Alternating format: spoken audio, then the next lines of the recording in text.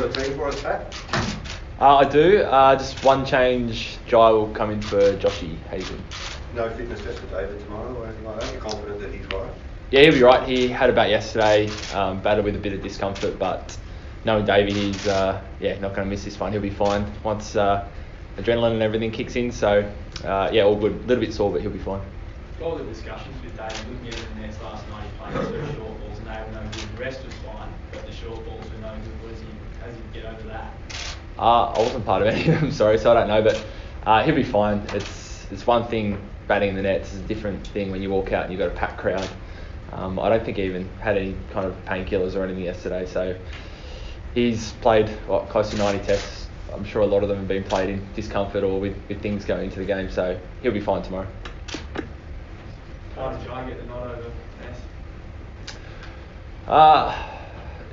First of all, not a selector, but two really good options. Both have done really, really well. At the start of this season, Ness has been with us on a lot of tours previously, and Jhye, has been battling his way back since 2019. But if we go back to 2019, played two really good test matches. He was on the verge of an Ashes series and a World Cup before he had his shoulder injury, and he's worked incredibly hard. Had a great start to this year for WA in Shield cricket, and we just think he's firing and really excited to see him out there.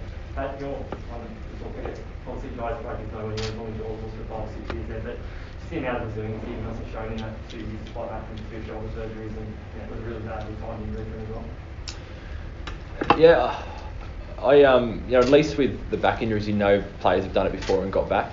With the shoulder injuries, it's probably less common.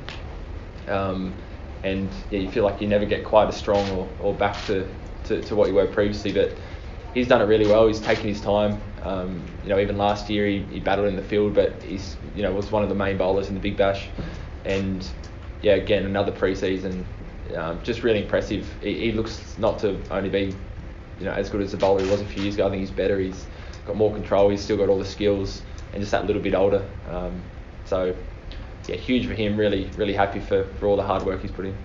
Just further on Jhye, what is it that brings do you see that's similar but also different to Josh Hazlewood? I'd say the biggest difference is just the stature. He's slightly shorter, a bit skiddier, as opposed to Josh's tall bounce.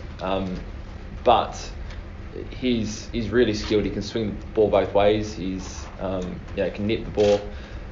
He's a bit faster than you think. He's can be around about that 140 mark, and he's really consistent. He can lock in. He's not a in Shield cricket. I think he's bowled 20 overs for 20 runs a few times. He's he's more than ready to go. So Josh is a big void to fill, but we feel really confident that Jhye's going to step straight in. And also I guess on him and the role that he fills, was his form in pink ball matches in the past for a consideration as well, for just what he's able to do with that ball?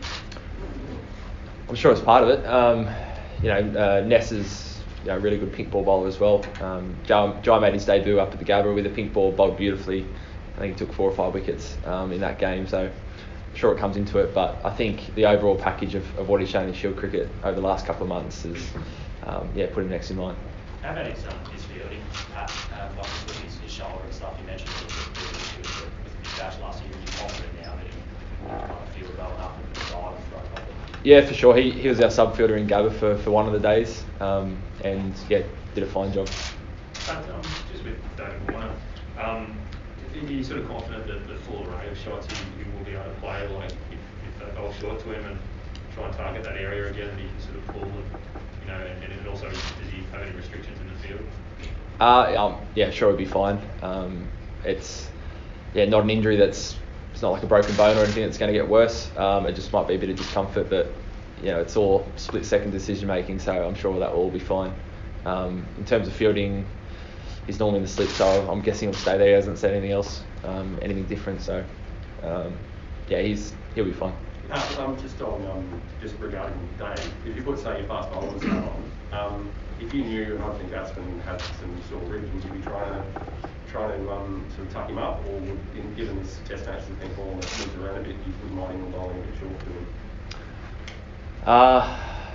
Not sure, to be honest. I think once you got out there, you'd assess it pretty quickly. But I mean, if Davey didn't feel like he could be as good as he normally is, he wouldn't be playing. So he's sore. I don't think he's going to bat any different to how he normally would. So as a bowler, this might be something you think about, maybe as a plan B, but you learn pretty quickly that's a more of an option than normal. And just a more general question.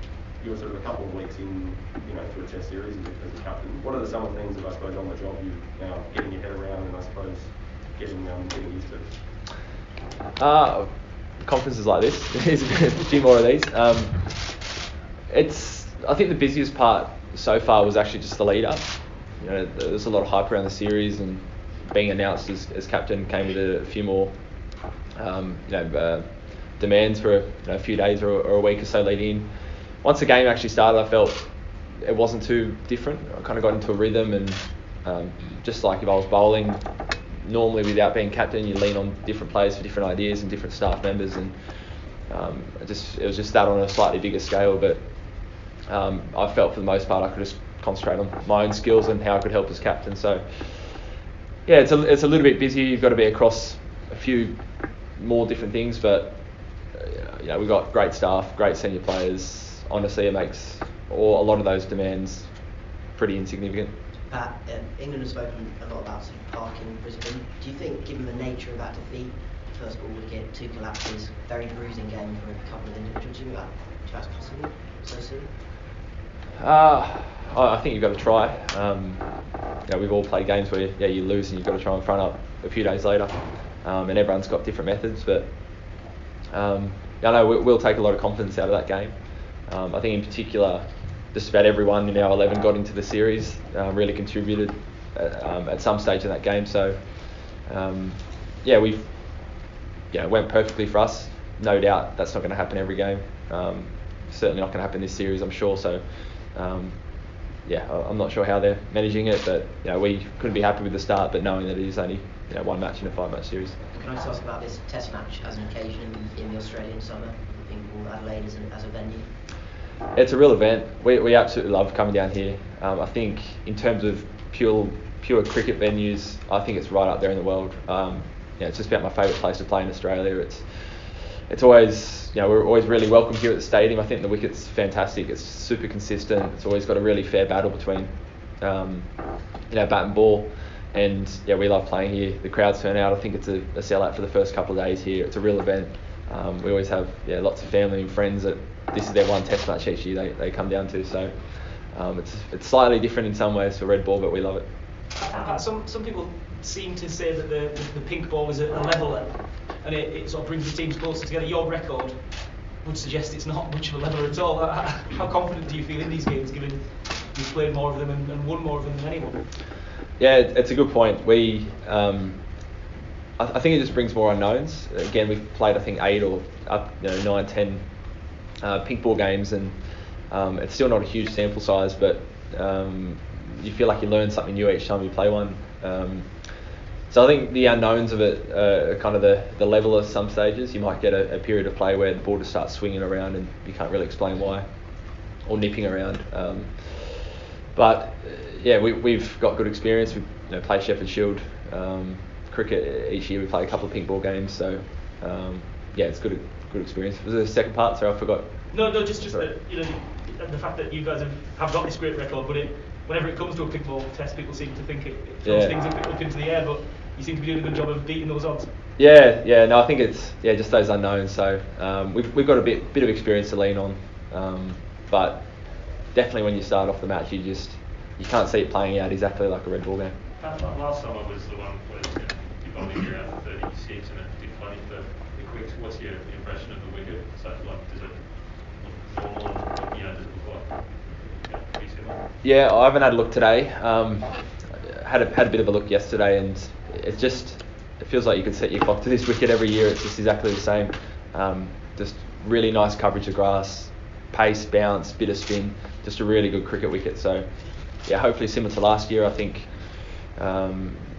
it's a wicket where if you bowl really well, you're filling the game. But if you just off your mark, the batter can get away. You saw Davey Warner hit 300 here a couple of years ago. So just keep saying I love the wicket. Has anything changed tactically for you in terms of night declarations? I mean, first time you captained day on test, what changes tactically for you? Yeah, there's a few different considerations for sure. I think you've got to earn the right to try and dictate the timings of the games a lot in pink ball. So there's a few things you think about if you're in a certain stage. Whether you might do a slightly different declaration to what you would in a red ball game, but you really have to be in that position. I don't think you can forward plan too much. Is that part of, sorry? Sorry, James Anderson. It looks like James Anderson's back for this test. How do you sort of appraise his career, and is he a bowler in your previous encounters where probably after a series you've had a chance to pick his brains? No, haven't really picked his brains. Over bowling. Would love to. He's fantastic. 150 odd test matches, leading wicket takeover for England. I think just the longevity is what's really impressive. You have injuries and niggles constantly as a fast bowler. He's been at it for almost 2 decades. So, he's just shows that it's possible to be bowling, into your late 30s and being in the top of your game. So, really impressed. He's obviously going to bring a lot of experience and class to their lineup if he plays. He's going to be a challenge, but he's someone that our batters are really familiar facing. So, probably not too many unknowns, but there's a obvious class and experience that he'll bring. You make me think you can go that long yourself. Maybe. Feels a long way away. The England coach the other day was talking about what happened in Brisbane, and that just the level of planning, I suppose, that goes into every part of the game to the point where they'd even kind of plan for a scenario where they lost a wicket first ball. I mean, is that something that you're familiar with? Like, that you kind of, I don't have these plans, but whatever might occur? That's a lot of balls to plan for. We're not that thorough. Data's really good now. We've got some great analysts and some great cricket knowledge to match up with that. So you do a lot of planning around probably matchups. Maybe bowling partnerships together. But I'm a big believer, especially in red ball cricket and test match cricket. It's a lot of it's just your own feel, your own intuition. Every scenario is slightly different to the one that you might have faced previous. So it's great to have it there and to fall back on and to come up with different ideas and plan for different scenarios. But most 95% of the work's done once you actually step over the road. Is it sort of like I don't know, is it sort of you want to be a bit more positive about how things are going to be, that these contingency plans are sort of, can they be negative? I think as a rule you want to concentrate on what you do well. If you get too caught up in the opposition, you start losing track of what makes you a good side or a good player. So for sure we like to reaffirm the games we win. When someone does well, we look at those performances and they become the benchmark that we try to reach each time we play. So I think you can look at information and data and you'll get whatever you want to get out of it. But it is a game. There's so many unknowns. You can't plan for everything. You mentioned that day and how yesterday when he was batting he had the painkillers. Is he going to need a jab injury to get through? I don't know. I don't think the plan is at this stage. I think it's an option if he needs it, but I think he'll just go out bat and see how it goes. Just in terms of Josh missing, obviously in Adelaide he's a great both, I suppose, wicket taking as well as the containing bowler. How does that alter the balance with stuff you Jhye yourself and I suppose the types of spells you would expect them all to bowl? I think we're really lucky to have bench strength like a Jhye to walk straight in, or even if it was a Michael Nessa. Josh is one of the best in the world. He's very hard to replace, but I think Jhye really is in that upper echelon. He's been bowling fantastically. So I don't think we'll see too much change. Probably the biggest change is having someone like Cameron Green to lean on now as well as a fourth quick option. We'll try and probably get him to the game a bit more. Nathan always finds a bit of spin here, so we're not short of options at any time. Don't know how we'll use them yet. You take a new rock bat? Probably haven't totally decided and might wait to see how the wind is, but probably.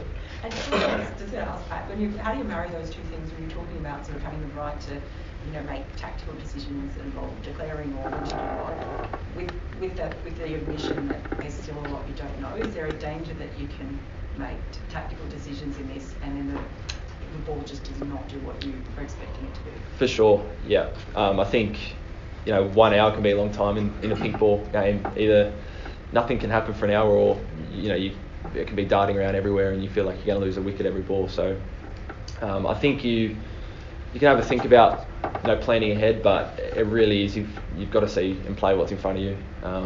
There's some nights where the ball swings around and nips around, and then the next night, whether it's a bit of wind or a bit cooler or something, you just don't get the same response. So